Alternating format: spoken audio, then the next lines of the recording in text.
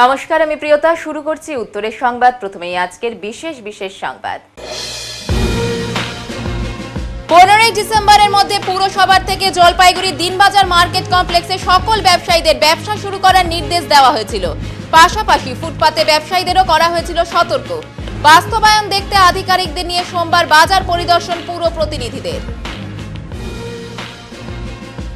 6 দফা দাবিতে সোমবার জলপাইগুড়ি জেলা পরিষদের সভাধিপতির কাছে স্মারকলিপি প্রদান পশ্চিমবঙ্গ এসএসকে এমএসকে ও এএস সমন্বয় জলপাইগুড়ি জেলা কমিটির।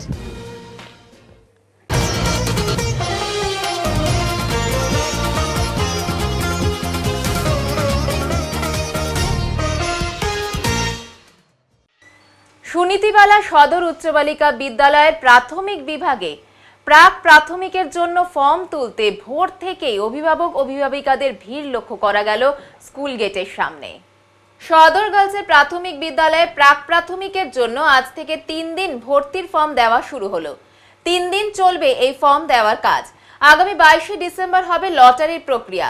সদর গার্লস প্রাক প্রাথমিক বিদ্যালয়ের ফর্ম নিতে সকাল থেকেই ভিড় দেখা গেল উৎসাহী অভিভাবক অভিভাবিকাদের মধ্যে। সকাল থেকে ভিড় ছিল লাইনে। প্রাক প্রাথমিক শ্রেণীর জন্য ফর্ম আজ থেকে শুরু হয়, আগামী 3 দিন চলবে এবং 2 দিন ফর্ম জমা নেওয়া হবে বলে সদর গার্লস প্রাথমিক বিদ্যালয়ের প্রধান শিক্ষক অরূপ দে জানিয়েছেন। আমাদের সরকারি নির্দেশিকা অনুসারে প্রাক প্রাথমিক শ্রেণীর শিক্ষার্থীদের আমরা ফর্ম দিচ্ছি। 3 দিন ফর্ম দেওয়া হবে এবং 2 দিন জমা নেওয়া হবে। আগামী 22 তারিখ আমাদের লটারি প্রক্রিয়া হবে অ্যাজ পার রিজার্ভেশন রুলস অনুযায়ী। কতজন নেওয়ার কোনো? গতবার আমাদের 400 ফর্ম নিয়েছিলেন অভিভাবকরা। এবার তো সবে আজকে শুরু, বোঝা যাবে 2-3 দিন পরে। স্যার, এই স্কুলে বাচ্চাদের একটা অনেক আবেগ, ভর্তি হওয়ার একটা প্রবণতা আছে। হ্যাঁ, দেখুন, এটা ঐতিহ্যবাহী স্কুল, 150 বছরের তার পুরনো ইতিহাস। অভিভাবকদের একটা আবেগ থাকবেই, স্বাভাবিক। হ্যাঁ, বাকি আমাদের তো অভিভাবকরা ফর্ম নিচ্ছে, আমাদের ওই 100 জনকেই আমরা লটারির মাধ্যমে বেছে নেব। বাড়িতে কেউ না থাকার সুবাদে আলিপুরদুয়ারের ফালাকাটা শহরের কলেজ পাড়ায় এক দুঃসাহসিক চুরির ঘটনা ঘটে। পরিবারের অভিযোগ, দুষ্কৃতীরা জানলার গ্রিল ভেঙে ভেতরে ঢুকে বেশ কয়েক ভরি সোনার গয়না এবং নগদ কয়েক হাজার টাকা চুরি করে নিয়ে গিয়েছে। গোটা ঘটনা তদন্ত শুরু করেছে পুলিশ। ফালাকাটা কলেজ পাড়ার বাসিন্দা পার্থ রায়ের বাড়িতে দুঃসাহসিক চুরির ঘটনায় ব্যাপক চাঞ্চল্য ছড়ায় এলাকায়। পরিবার সূত্রে জানা গিয়েছে, রবিবার দুপুরে সপরিবারে কালচিনি গিয়েছিলেন পার্থ রায়। রাত আনুমানিক 10:30 নাগাদ বাড়ি ফিরে দেখেন ঘরের জানালার গ্রিল খোলা। এদিকে ঘরের ভেতরে আলমারিও ভাঙা। আলমারি ভেঙে নগদ প্রায় 20,000 টাকা সহ প্রায় 4 লক্ষাধিক টাকার সোনার অলংকার নিয়ে চম্পট দেয় চোর বলে জানান পার্থ রায়। ঘটনার খবর পেয়ে রাতেই ঘটনাস্থলে পৌঁছয় ফালাকাটা থানার পুলিশ। গোটা ঘটনা তদন্ত শুরু করেছে পুলিশ। মালবাজারগামী চলন্ত বাসে কালো ধোঁয়া দেখতে পেয়ে আতঙ্ক ছড়ালো যাত্রীদের মধ্যে। শিলিগুড়ি থেকে মালবাজার আসার পথে যাত্রীবাহী বাসের ভেতর থেকে কালো ধোঁয়া বের হতে শুরু করে, আর এতে আতঙ্ক ছড়িয়ে পড়ে বাসের ভেতরে থাকা যাত্রীদের মধ্যে। চালক বুদ্ধিমত্তার সাথে জাতীয় সড়কের ধারে বাসটি দাঁড় করিয়ে দেন। বাসে থাকা যাত্রীদের দ্রুত বাস থেকে বের করা হয়। হাঁপ ছেড়ে বাঁচেন বাসের যাত্রী সহ সকলে। প্রসঙ্গত জানা যায়, এদিন সকালে শিলিগুড়ি থেকে বড়দিঘিগামী একটি বাস শিলিগুড়ি থেকে বড়দিঘির উদ্দেশ্যে আসছিল। গাড়িতে যাত্রীর সংখ্যাও ভালো ছিল। মালবাজার ব্লকে ডামডিং এলাকা পার হতেই গাড়ির ইঞ্জিন থেকে কালো ধোঁয়া বের হতে দেখা যায়। আতঙ্ক ছড়িয়ে পড়ে বাসে থাকা যাত্রী সহ সকলের মধ্যেই।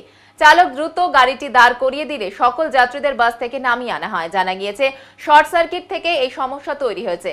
তবে এদিনের ঘটনায় বরাত জোরে বড় ধরনের দুর্ঘটনা থেকে রক্ষা পেয়েছেন ওই বাসে থাকা সকলে। পরবর্তীতে অন্য গাড়িতে করে যাত্রীদের গন্তব্যস্থলে পাঠানো হয়েছে। স্থানীয় সূত্রে জানা গিয়েছে, গাড়িতে কালো ধোঁয়া দেখে আতঙ্ক ছড়ায় যাত্রীদের মধ্যে। চালক গাড়ি দাঁড় করালে দ্রুত যাত্রীদের বাইরে বের করা হয়। আমরা দূরে থেকে দেখলাম যে অনেক ভিড় লাগে গেছে। এই ভিড়ের মধ্যে দেখতেছি কি হইলো, আমরা ভাবলাম অ্যাক্সিডেন্ট হয়েছে নাকি। দেখতেছি কারোর লোক অনেক সাইডে সাইড দাঁড়ানো আছে। বাইরে হলে দেখতেছি গাড়িতে একটু বড় আগুন ধরার মতন। সামনে এসে বুঝলাম যে কি, জিজ্ঞেস করলাম, তারা বলছে সার্কিটে শর্ট হয়েছে। তাই নাকি? শর্ট সার্কিট হয়েছে? হ্যাঁ, এরকম। তারপর নিবানো হয়েছে কি? এটা না, কিছু এরা জল টল তো ফালাইছে, জল টল দিয়ে আগুনটা নিবানো হয়েছে, কিন্তু ভিতরে কি হয়েছে এখনো ড্রাইভাররা জানতে পারে নাই। প্যাসেঞ্জারগুলি কিছু অসুবিধা হলো না, ওরা সবাই নামে ওদের টাকাটা ফেরত করলো, আর ওরা যেখানে যাওয়া সেটা ওরা চলে গেল। এটা কখন হয়েছে? এই 10-15 মিনিট কথাই। কোন জায়গাটা এটা? এটা দামডি মোড়। আপনার নাম? উত্তম হোসেন। সম্প্রতি জলপাইগুড়ি পুরসভার পক্ষ থেকে জলপাইগুড়ি দিনবাজারের মার্কেট কমপ্লেক্সে ব্যবসায়ীদের 15ই ডিসেম্বরের মধ্যে ব্যবসা শুরু করার নির্দেশ দেওয়া হয়েছিল। তাই আজকে সরেজমিনে খতিয়ে দেখলেন পুরসভার প্রতিনিধিরা। পাশাপাশি এই এলাকার ফুটপাত ব্যবসায়ীদেরও সতর্ক করা হয়েছিল যাতে অতিরিক্ত জায়গা দখল করে তারা ব্যবসা না করেন। কাজগুলি কতদূর এগিয়েছে তা খতিয়ে দেখতে সোমবার ফের আধিকারিকদের সাথে নিয়ে দিনবাজার এলাকা পরিদর্শন করলেন পুরসভার প্রতিনিধিরা। এদিন মার্কেট কমপ্লেক্স, সবজি বাজার, মাছ বাজার সহ বিভিন্ন এলাকা তারা পরিদর্শন করেন ও ব্যবসায়ীদের সাথে কথা বলেন। কিছু সংখ্যক ব্যবসায়ী এখনো নিজেদের দোকান ছেড়ে বাইরে সামগ্রী সাজিয়ে বিক্রি করছেন বলে অভিযোগ। তাদেরও এদিন নির্দিষ্ট জায়গায় ব্যবসা করার কথা বলা হয় পুরসভার প্রতিনিধিদের পক্ষ থেকে। পরিদর্শনে পুরসভার chairperson Papiya Pal, chairman in council Sandeep Mahato, OS Tapas Dutta, বাস্তুকার যশপ্রকাশ দেবদাস সহ পুরসভার অন্যান্য কর্মীরা উপস্থিত ছিলেন। নতুন মার্কেট কমপ্লেক্সের সকল ব্যবসায়ীরা এখনো ব্যবসা শুরু করেননি বলে জানা গিয়েছে। তবে পুরসভার বক্তব্য খুব দ্রুত বাকিরাও মার্কেট কমপ্লেক্সে ব্যবসা শুরু করবেন। এই বিষয়ে পুরসভার chairman in council Sandeep Mahato বলেন, বেশ কিছুদিন ধরেই আমরা দিনবাজার পরিদর্শন করছি, সার্বিক রূপরেখা পরিবর্তনের চেষ্টা করা হচ্ছে। এখানে এখনো কিছু সমস্যা রয়েছে। পুরসভা 55 লক্ষ টাকা ব্যয়ে দিনবাজারের মাছ বাজারে প্রেভাস ব্লকের রাস্তার কাজ সামনের সপ্তাহে শুরু করবে। এর টেন্ডার ইতিমধ্যেই হয়ে গিয়েছে। বিক্ষিপ্তভাবে বাজারে যেসব দোকান রয়েছে তা সারিবদ্ধভাবে আনার চেষ্টা করা হচ্ছে। বেশিরভাগ ব্যবসায়ী দিনবাজার মার্কেট কমপ্লেক্সে প্রবেশ করেছেন, বাকিরা খুব দ্রুতই সেখানে ব্যবসা শুরু করবেন বলে তিনি জানান। চেয়ারপারসন পাপিয়া পাল বলেন, চলতি মাসের 15 তারিখের মধ্যে নতুন মার্কেট কমপ্লেক্সে ব্যবসায়ীদের ঢোকার কথা ছিল। অনেকেই ব্যবসা সেখানে শুরু করেছেন, বাকিরাও সেখানে ব্যবসা শুরু করবেন। বাজারে মানুষ প্রবেশের ক্ষেত্রে অনেকটাই অসুবিধে হয়, যেহেতু বিক্ষিপ্তভাবে বিভিন্ন বিক্রেতারা ব্যবসা করছেন। তাদের একটি বিকল্প জায়গার ব্যবস্থা করার চেষ্টা করা হবে। আমরা পুরসভার অন্যান্য আধিকারিকদের নিয়ে আজ বাজারের বিভিন্ন বিষয়গুলি খতিয়ে দেখেছি বলে তিনি জানান। এদিকে দিনবাজার ব্যবসায়ী কল্যাণ সমিতির সভাপতি মলয় সাহা বলেন, দিনবাজারে যাতে আরো সুন্দর ও প্রশস্ত করা যায় সে বিষয় নিয়ে প্রতিনিধিরা খতিয়ে দেখেন। আজ কিছু টাকাও বরাদ্দ হয়েছে, কাজও শুরু হবে। সমস্ত বিষয়গুলি পুরসভার প্রতিনিধিরা খতিয়ে দেখছেন। আমরা আশা করব সমস্ত কাজ খুব তাড়াতাড়ি হবে। না, আমরা আজকে নয়, বেশ কিছুদিন ধরেই আমরা দিনবাজার বারবার পরিদর্শন করছি। এখানে কিছু সমস্যা রয়েছে, সেই সমস্যাগুলো আমরা দেখলাম এবং সার্বিক রূপে আমরা দিনবাজারের একটা রূপরেখা পরিবর্তনের চেষ্টা করছি। ইতিমধ্যে জলপাইগুড়ি পৌরসভা থেকে আমরা 55 লক্ষ টাকা দিয়ে পেভার ব্লকের কাজ মাঠ বাজারে করার জন্য টেন্ডার করেছি। সামনের সপ্তাহের মধ্যে কাজ শুরু হবে।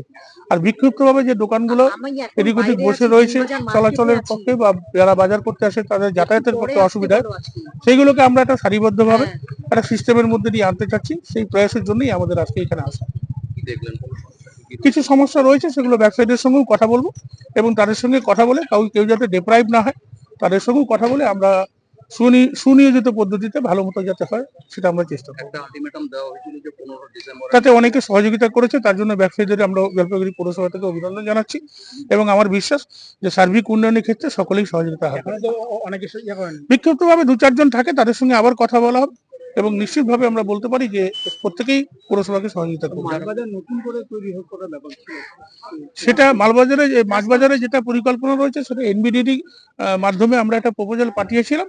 সেটা ডিস্ট্রিক্ট ম্যাজিস্ট্রেট জমি অ্যালটমেন্ট করেছিল, পরবর্তীতে এনবিডিডিতে সেটা স্যাংশন হয়নি, ডিপার্টমেন্টাল ট্রান্সফার হয়নি, সেই কারণে কাজটা থমকে রয়েছে। 15 তারিখের মধ্যে বলেছিলেন যে যারা ঘর পেয়েছে দোকান তারা অলমোস্ট 90% ব্যবসায়ী ঢুকে গেছে। আর রাস্তার যে সমস্যাটা ছিল ফুটপাতের মধ্যে যে ত্রিপল টাঙিয়ে যেটা সরিয়ে দিয়ে তারাও অনেকটা সরিয়েছে। কিছু কিছু দোকান রয়েছে, তাদের কাজকে বলেছি, আশা করি তারা সহযোগিতা করবে। দেখুন, 15 তারিখ ডেট দিয়ে আমরা এর আগে বলেছিলাম যে যারা ঘর পেয়েছেন মার্কেটে তারা ঢুকে যাবেন। তা সেক্ষেত্রে আমরা আজকে 17 তারিখ আমরা আজকে বেরিয়ে যেতাম, বেশ কিছু দোকান ঢুকে গেছে, আবার দেখা গেছে 2-1 জন এখনো ঢোকেনি। তা সেগুলো নিয়ে যেমন কথা হলো, তেমনি রাস্তার মধ্যে রাস্তাকে দখল করে নিয়ে যারা দোকানদারি করছেন তাদের জন্য একটা পাশাপাশি অন্য কোনো জায়গায় শিফট করিয়ে রাস্তাটাকে উন্মুক্ত করা যায় কিনা সেই ক্ষেত্রেই আমরা এমসিআইসি আমাদের মার্কেট দপ্তরের সন্দীপ মাহাতো, আমাদের এক্সিকিউটিভ অফিসার, আমাদের ইঞ্জিনিয়ার যশপ্রকাশ দেবদাসকে নিয়ে আমরা আজকে একটু সার্ভে করলাম। আমরা দোকানদারদের কোনো ক্ষতি করে নয়, তাদেরকে এক জায়গায় প্লেসমেন্ট করে যাতে রাস্তা উন্মুক্ত থাকে এবং মানুষ সহজভাবে চলাচল করতে পারে দিনবাজারে, সেই লক্ষ্যকে রেখেই আমরা আজকে আবার একটু সার্ভে করে দেখলাম। আগামীতে আরো পদক্ষেপ নিয়ে আমরা আগাবো। আজকে পুরো অফিস এসেছিলেন, চেয়ারম্যান ম্যাডাম এসেছিলেন এবং ওনারা প্রায়ই আসছেন, কাজকর্ম শুরু হয়েছে। আমরা আশা করব আগামী দিনে কাজ আরও দ্রুত হবে। কিছু ওনারা প্রোগ্রাম করে গেলেন বাজারের ব্যাপারে, যাতে বাজারটাকে আরও সুন্দর করে প্রশস্ত করা যায়, যাতে শহরের লোক কমফোর্টেবলি বাজার করতে পারে, সেই চেষ্টা করা হচ্ছে। ম্যাডাম এসছেন, দেখছেন এবং কিছু টাকাও স্যাংশন হয়েছে, কাজ হবে। আর যেটা একটা সময় দেওয়া হয়েছিল যে ব্যবসায়ীরা যে হ্যাঁ, একটা 15 তারিখে একটা সময় দেওয়া হয়েছিল, যারা আগুনে পড়ে যাওয়ার পরে যারা ওই ফুটপাতে বসেছিল তারা 15 তারিখের মধ্যে তাদের ঢুকতে বলা হয়েছিল। তারা সমস্ত ফুটপাত ওই ঘুমটিঘরগুলো ভেঙে নিয়েছে। 15 তারিখের আগে ওরা ওই নতুন মার্কেটে ঢোকার ব্যবস্থা করছে। কত বাদ রয়েছে এখনো? এখনও অনেক বাকি আছে। প্রায় 50% লোক এই 15 তারিখের মধ্যে ঢুকে গেছে, আরও 50% বাকি আছে এবং পুরনো ঘরগুলো ভেঙে দিলে ওরা অটোমেটিক ঢুকে যাবে। আচ্ছা, আজকের যে অভিযানটা বা আজকে যারা এলেন মূলত কিসের উপরে জোর দিলেন, মানে কি কি বিষয়? মূলত এই যে গত 5-7 বছর, আমি বলবো না, এই বাজারটা একদম এত কনজাস্টেড হয়েছিল। কোন বাজারটা? এই দিন বাজারটা। তাতে জলপাইগুড়ি শহরের মানুষ এই দিন বাজার বিমুখ হয়ে গেছিল। দিন বাজারে আসছিল না, গাড়ি ঘোড়া আসতে পারে না, মোটর সাইকেল আসতে পারে না, স্কুটার আসতে পারে না, টোটো আসতে পারে না। তাহলে কী করে বাজারটা চলবে? দোকানদারদের অবস্থা ভালো না। সেই কারণে আমরা চাচ্ছি যে বাজারটা পরিষ্কার পরিচ্ছন্ন হোক, ঠিক মতন শহরের লোক যেন কমফোর্টেবলি এখানে বাজার। আজকে কি পরিষ্কার পরিচ্ছন্নতার উপরে জোর? হ্যাঁ, এটা রেগুলার ওনাদের মনিটরিং চলছে। প্রত্যেক দিনই ওনাদের স্টাফরা আসেন, মনিটরিং করেন, কাজ হচ্ছে। না, আমার পরিচয়টা আমি মলয় সাহা, সভাপতি, দিনবাজার ব্যবসায়ী কল্যাণ সমিতি। বাড়িতে পোষ্য কুকুর রয়েছে? জাঁকিয়ে শীত পড়ার আগে হয়ে যান সাবধান, না হলে এই শীতে হয়তো আপনার প্রিয় পোষ্যকে হারাতে হতে পারে।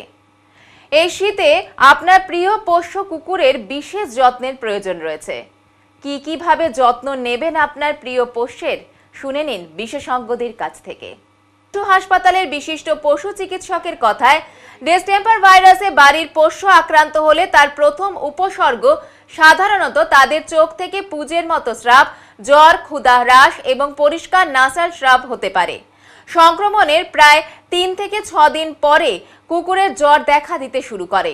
অন্যান্য উপসর্গগুলির মধ্যে শ্বাসকষ্ট, কাশি, মুখের স্ফীত ভাব, মাংসপেশির কমজোরি এবং ত্বকের ফুসকুড়ি দেখা যেতে পারে। এই ভাইরাসটি সাধারণত আক্রান্ত কুকুরের সঙ্গে সরাসরি যোগাযোগের মাধ্যমে ছড়ায়, বিশেষ করে তাদের শরীরে তরল যেমন চোখের জল, নাকের স্রাব বা থুতু থেকে। ভাইরাসটি বাতাসে ভেসে থেকেও ছড়াতে পারে, তাই কোনো সংক্রামিত কুকুরের কাছাকাছি থাকা বা তাদের স্পর্শ করা থেকেও সাবধান থাকতে হবে। এই রোগ প্রতিরোধের উপায় কি? চিকিৎসকদের পরামর্শ, ডিস্টেম্পারে সবচেয়ে কার্যকর প্রতিরোধের উপায় হলো টিকা।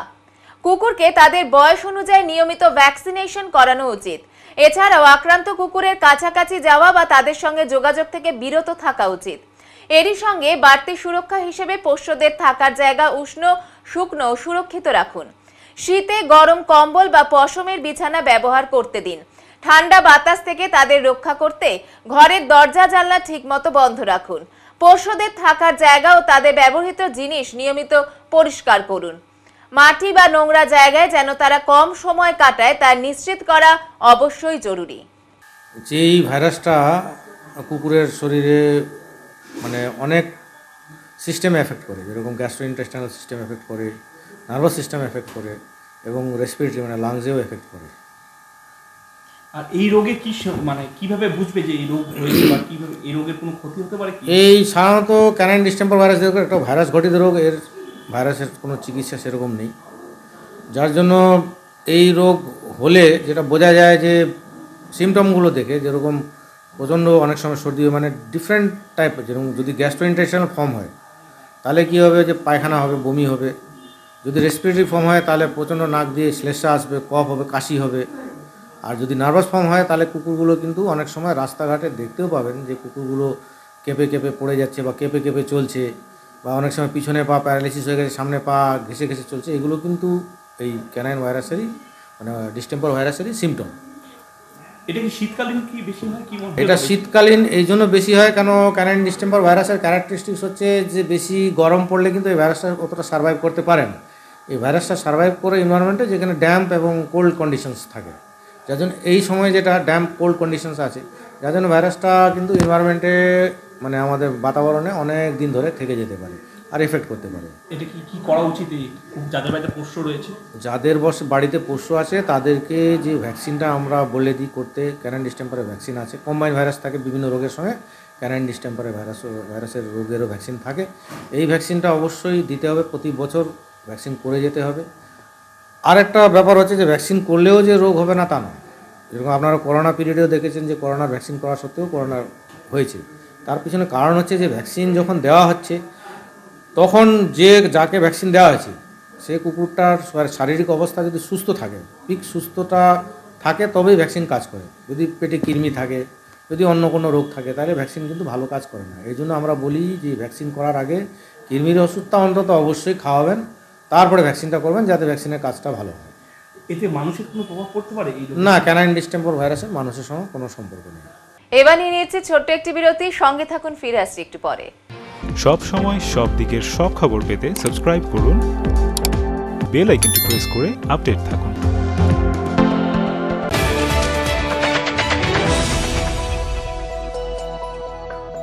জলপাইগুড়ি পাহাড়পুর মোড়ের ওপর পেট্রোল পাম্পের পাশে রাজভবন এক এক্সক্লুসিভ বা তুলনাহীন ভবন, এই জন্য যে এই ভবনের ভেতরে যাওয়ার পর আপনাদের আবদ্ধ মনে হবে না। চারিদিকে বড় বড় কাঁচের জানালা থেকে দূরের পাহাড়, সবুজ মাঠ, গাছ, দিঘির জলের পদ্ম, নানা জাতের পাখি দেখতে পাবেন। থাকছে পার্কিং এর বিশেষ সুবিধে। তাই আপনাদের ছেলে মেয়েদের বিয়ে দিতে অবশ্যই ভাবতে হবে রাজভবনের কথা, যেখানে বিয়ে হবে রাজকীয় ভাবে। এছাড়া কনফারেন্স, মিটিং, গেস্ট রুম, অন্নপ্রাশন বা অন্যান্য সামাজিক ক্রিয়ার জন্য উপযুক্ত জায়গা এই রাজভবন।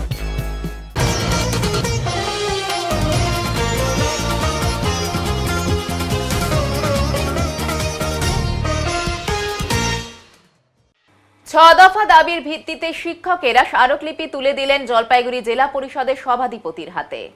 সোমবার পশ্চিমবঙ্গ এসএসকে, এমএসকে ও এএস সমন্বয় সমিতির জলপাইগুড়ি জেলা কমিটির তরফে এই স্মারকলিপি জমা করা হয়। এদিনের এই কর্মসূচিতে সমিতির সদস্যরা উপস্থিত ছিলেন। এসএসকে ও এমএসকে গুলিকে যথাক্রমে প্রাথমিক পর্ষদ ও মধ্যশিক্ষা পর্ষদের অধীনে অনুমোদন দেওয়া, এসএসকে এমএসকে গুলিতে শিক্ষক শিক্ষিকা নিয়োগের ব্যবস্থা, 60 বছরের অপশন গ্রহণকারীদের রাজ্য সরকারের নির্দেশ মতো সুযোগ সুবিধা দেওয়া, সকল শিক্ষক শিক্ষিকা ও এএসদের পেনশন ব্যবস্থা চালু, কর্মরত অবস্থায় যে সমস্ত শিক্ষক শিক্ষিকা মারা গিয়েছেন 2017 সালের নির্দেশ মোতাবেক তাদের পরিবারকে টার্মিনাল বেনিফিটের টাকা প্রদান সহ মোট 6 দফা দাবি স্মারকলিপিতে উল্লেখ করা হয়েছে। এ বিষয়ে জলপাইগুড়ি জেলা পরিষদের সভাধিপতি কৃষ্ণা রায় বর্মন বলেন, ওনাদের দাবিপত্র পেয়েছি, ঊর্ধ্বতন কর্তৃপক্ষের কাছে পাঠিয়ে দেওয়া হবে। এসএসকে, এমএসকে এবং একাডেমিক সুপারভাইজার সমন্বয় কমিটির উদ্যোগে আমরা আজকে মাননীয় জেলা সভাধিপতি এবং মাননীয় ডিএম সাহেবের কাছে 6 দফা দাবির ভিত্তিতে আমরা ডেপুটেশন আজকে পেশ করব।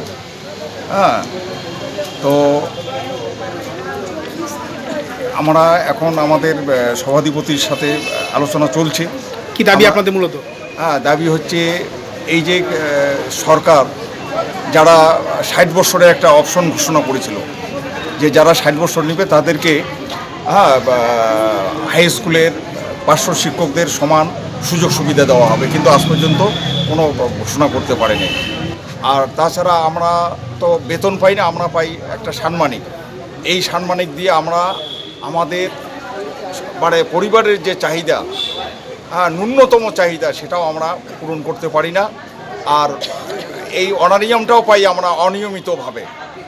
মাসের শেষে যে পাই তা পাই না, কিন্তু আমরা অনিয়মিতভাবে, মানে ওই 12-13 তারিখ এইরকম পরের মাসে। আপনাদের জেলায় কত সংখ্যা, কত ওই তিনটা মিলে? আমরা তো এমএসকে আমরা 640 আছি আর কি, যারা আমরা সম্প্রসারক আছি। এসএসকে 1200-1300 হবে। আর এএস কত আছে? 299। সমস্যা না মিটলে আগামী দিনে কি আগামী দিনে অবশ্যই আমাদের আন্দোলনে থাকতে হবে। আন্দোলন ছাড়া তো সমাধান হবে না। আপনার নামটা? এবং আমার নাম হচ্ছে অন্নদা মোহন রায়, ধূপগুড়ি, 12 হলিয়া, এনএসএস এমএসকে। পশ্চিমবঙ্গ রাজ্য সরকারি পেনশনার্স অ্যাসোসিয়েশনের জলপাইগুড়ি শাখার মুখপাত্র প্রবীণ কণ্ঠের 30 বছর পূর্তি উপলক্ষে সংস্থার তরফ থেকে বসে আঁকো প্রতিযোগিতা, সাংস্কৃতিক প্রতিযোগিতা এবং পরিবারের সকলের জন্য বিভিন্ন ধরনের ক্রীড়া প্রতিযোগিতার আয়োজন করা হয়েছিল। রাজ্য কোঅর্ডিনেশন কমিটির জলপাইগুড়ি জেলা কার্যালয়ে অনুষ্ঠানের উদ্বোধন করেন উদযাপন কমিটির সম্পাদক, রাজ্য কোঅর্ডিনেশন কমিটির জলপাইগুড়ি জেলা শাখার সম্পাদক মনোজিৎ দাস। বক্তব্য রাখেন উদযাপন কমিটির সম্পাদক তথা পেনশনার সমিতির নেতৃত্ব গৌরাঙ্গ রায়। প্রতিযোগিতায় অসংখ্য ছাত্রছাত্রী অংশগ্রহণ করেন। আরজি করের ঘটনায় নির্যাতিতা সুবিচার চেয়ে ডিওয়াইএফআই দার্জিলিং জেলা কমিটির তরফ থেকে অভিযান চালানো হলো শিলিগুড়ি পুলিশ কমিশনারেটে। নির্যাতনের বিচার চাই, স্বৈরাচারের ক্ষমা নাই, এই স্লোগানকে সামনে রেখে শিলিগুড়ি পুলিশ কমিশনার অফিসে অভিযানে সামিল হলেন ডিওয়াইএফআই। উপস্থিত ছিলেন রাজ্য ডিওয়াইএফআই এর সম্পাদিকা মীনাক্ষী মুখার্জি। অভিযান কর্মসূচি থেকে আওয়াজ উঠেছে আরজি করের বিচার কোথায়, জবাব দাও তৃণমূল কংগ্রেস ও সিবিআই। একই সাথে জেলা জুড়ে ভেঙে পড়া আইন শৃঙ্খলা পরিস্থিতির বিরুদ্ধেও সরব হয়েছেন যুবরা। ডিওয়াইএফআই এর দার্জিলিং জেলা কমিটির ডাকে শিলিগুড়ি পুলিশ কমিশনারেট অভিযানকে কেন্দ্র করে সোমবার দুপুরে মহানন্দা নদীর সেতু নিচ থেকে যুবদের মিছিল বের হয়। মিছিল হিলকাট রোড ধরে দার্জিলিং মোড় হয়ে শিলিগুড়ি পুলিশ কমিশনারের দপ্তরে অভিযানটি শেষ হয়। সিএবির প্রতিনিধি এলেন জলপাইগুড়িতে। জলপাইগুড়িতে এসে ডিএস এর সঙ্গে হলো খেলাধুলা নিয়ে বিশদ আলোচনা। ইন্টার ডিস্ট্রিক্ট ক্রিকেট ও ফুটবল খেলার আমন্ত্রণ নিয়ে সিএবির প্রতিনিধি জলপাইগুড়িতে উপস্থিত হতেই তাকে সংবর্ধিত করেন ডিএস এর সম্পাদক ভোলা মণ্ডল, কার্যকরী সভাপতি গৌতম দাস। সংবর্ধিত হওয়ার পর তিনি বলেন, হাইকোর্ট ক্লাবের পরিচালনায় ইন্টার ডিস্ট্রিক্ট ফুটবল ও ক্রিকেট টুর্নামেন্ট শুরু হবে আগামী বছর। তার আগেই একটি আলোচনা সভার আয়োজন করা হয়েছিল এখানে। পাশাপাশি গৌতম বাবু আমন্ত্রণমূলক খেলার আহ্বান জানিয়েছেন। জলপাইগুড়িতে আমাদের ডিএস এর ওয়ার্কিং প্রেসিডেন্ট গৌতম দা এবং আমাদের ডিএস এর দিকে যিনি সিএবি রিপ্রেজেন্টেটিভ ভোলাবাবু আমন্ত্রণ আসা, এবং আগামী দিন আমরা হাইকোর্ট ক্লাবের অর্গানাইজে সারা বাংলা যত ডিএসএ আছে তাদেরকে দেখে আমরা ইন্টার ডিস্ট্রিক্ট ক্রিকেট এবং ফুটবলের একটা আয়োজন করুন। এই বিষয়ে আলোচনার জন্য ডিএসএ আসে। কবে নাগাদ এই কর্মসূচি হয়েছে? মার্চ এপ্রিলে শুরু হবে ফুটবল, পরে দুর্গাপুজোর পর ক্রিকেটটা স্টার্ট হবে। এটি কি আমাদের জেলা? হ্যাঁ, এটা জেলা স্তরে গৌতমবাবুর উদ্যোগ এবং আমাদের হাইকোর্ট ক্লাব থেকে আমরা চাইছি মানে দক্ষিণবঙ্গ উত্তরবঙ্গের যোগসূত্র বাড়ানোর জন্য, এবং পাশাপাশি আমাদের গৌতম একটা প্রস্তাব দিয়েছেন জানুয়ারি মাসে হাইকোর্ট ক্লাবের সঙ্গে এখানে যে বার অ্যাসোসিয়েশন আছে জলপাইগুড়ি একটা ফ্রেন্ডলি ম্যাচের জন্য এই জানুয়ারি মাসে আমরা শুরু করবো সেটা। সত্যি কথা বলতে হাইকোর্ট ক্লাব যেটা আর কি কলকাতা টেন্টে হাইকোর্ট ক্লাব একটা বিরাট এলাকা জুড়েই হাইকোর্ট ক্লাবের কার্যকারিতা, ওখানে অ্যাক্টিভিটি। তো তার যে বলতে গেলে পরে কর্ণধারী বলা যাবে হাইকোর্ট ক্লাব, উনি যদিও ডাইরেক্টলি পদগুলো হোল্ড করেন না, কিন্তু আমি জানি যে ওখানকার মূল কর্ণধার এবং সিএবিতে ওই হাইকোর্ট ক্লাবের প্রতিনিধি, এবং সেখানে অনেকটা একটা গুরুত্বপূর্ণ জায়গা উনি ওখানে সিএবিতে হোল্ড করেন। উনি এসেছিলেন জলপাইগুড়িতে। উনি একজন খুব ভালো বিশিষ্ট আইনজীবী তরুণ কুমার চ্যাটার্জি, রাজনৈতিক ব্যক্তিত্বও বটে। ওনাকে আমন্ত্রণ জানিয়েছিলাম আজকে ডিএসএতে আমাদের সাথে এসে একটু আলোচনা করবার জন্য এবং চা খাওয়ার জন্য। উনি এসছেন আমাদের আমন্ত্রণে সাড়া দিয়ে। তো ওনার কাছে এখান থেকে আমাদের প্রতিনিধি হিসাবে যখন সিএবিতে যায় ভোলাদা, প্রথম ভোলা মণ্ডল আমাদের সেক্রেটারি, উনি ওখানে খুব দারুণ আতিথেয়তা দেখিয়েছিলেন, তাই তো ভোলাদা? দারুণ আতিথেয়তা দেখিয়েছিলেন। সেই আতিথেয়তা তো আমরা ওনাকে দিতেই পারলাম না। তো যাই হোক, ওনাকে আমরা আমন্ত্রণ জানিয়েছি। উনি বলেছে যে উত্তরবঙ্গে যে খেলাগুলো কোনোদিন হয়নি, আমরা হাইকোর্ট ক্লাবের এই খেলাগুলো যেটা এবার পশ্চিমবঙ্গ জুড়ে আমরা 4টা বিভাগে ভাগ করে আমরা এই খেলাগুলোকে পরিচালনা করব। উত্তরবঙ্গে যে খেলাগুলো যেগুলো কলকাতায় গিয়ে হতো, সেটা আবার উত্তরবঙ্গের খেলা উত্তরবঙ্গেই হবে, ঠিক। এবং সেটা আমি বলেছি যে জলপাইগুড়িতে সেই খেলাগুলোর ব্যবস্থা করবার জন্য। এবার নিয়ে নিয়েছি ছোট্ট একটি বিরতি, সঙ্গে থাকুন, ফিরে আসছি একটু পরে। সব সময় সব দিকের সব খবর পেতে সাবস্ক্রাইব করুন, বেল আইকনটি প্রেস করে আপডেট থাকুন।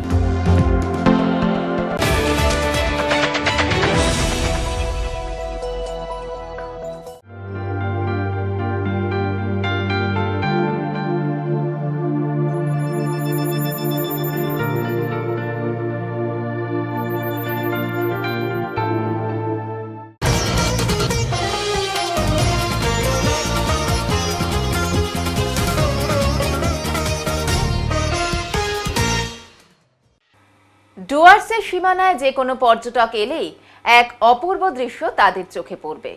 চারিদিকে রয়েছে সবুজের হাতছানি, পাহাড়ি নদীর স্নিগ্ধতা, আর অপরদিকে রয়েছে একটি তাজমহল যা উল্টোভাবে দাঁড়িয়ে রয়েছে।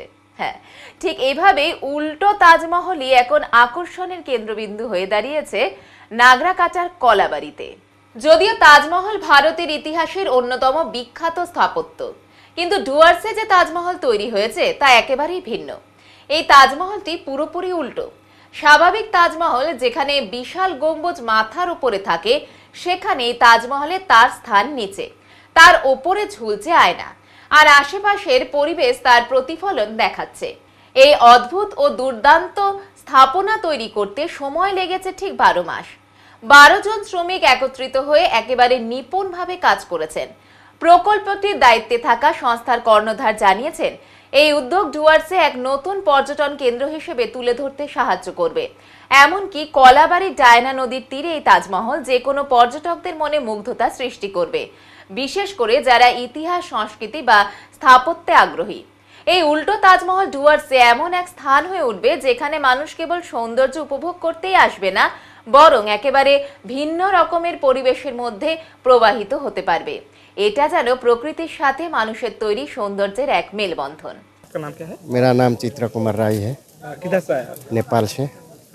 किधर घूमने आए? घूमने के लिए हम लोग जो उल्टा घर है ना, इसका देखने के लिए, विजिट के लिए आया हम। क्या देखा इधर पे? सब बिल्कुल उल्टा। क्या ताजमहल? ताजमहल उल्टा भी है, घर भी उल्टा भी है, सब उल्टा है। कैसा लगा? बहुत अच्छा लगा। कितना दिन किधर पे आया था? आज जो हम लोग घर से निकला, आज 1 सप्ताह हो चुका। कितना लोग? हम लोग 10 आदमी हैं।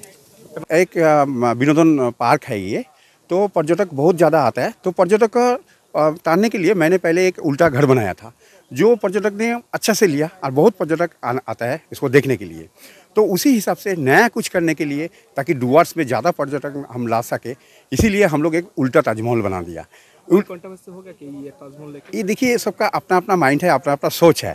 तो हम लोग का जो सोच था, हम लोग का ये सोच था कि ताजमहल का रिप्लिका बहुत जगह बहुत कोई बनाया, लेकिन उल्टा करके नहीं बनाया। इसीलिए हम लोग उल्टा बनाया, ताकि पर्यटक आकर्षक हो सके। कैसा आएगा? क्या नहीं, हम लोग तो खूब आशावादी है, तो इधर बहुत ज़्यादा पर्यटक आ सकता है, और डुआर्स का पर्यटन जो शिल्प है वो और ज़्यादा उठ सकता है। आपका नाम? मेरा नाम शेख जियाउर रहमान, मैं डुआर्स फन सिटी का कर्णधार हूँ। এবারে আবহাওয়ার খবর।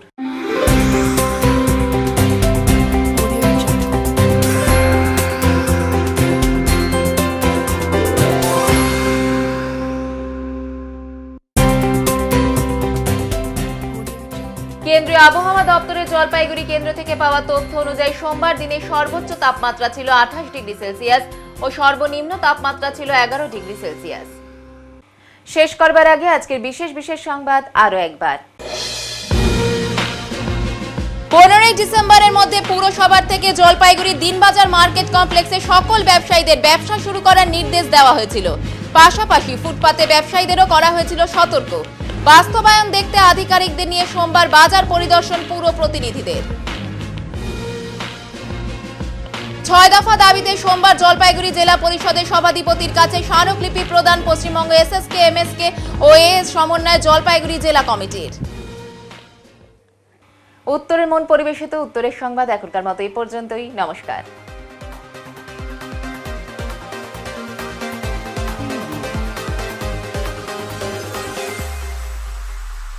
Preview.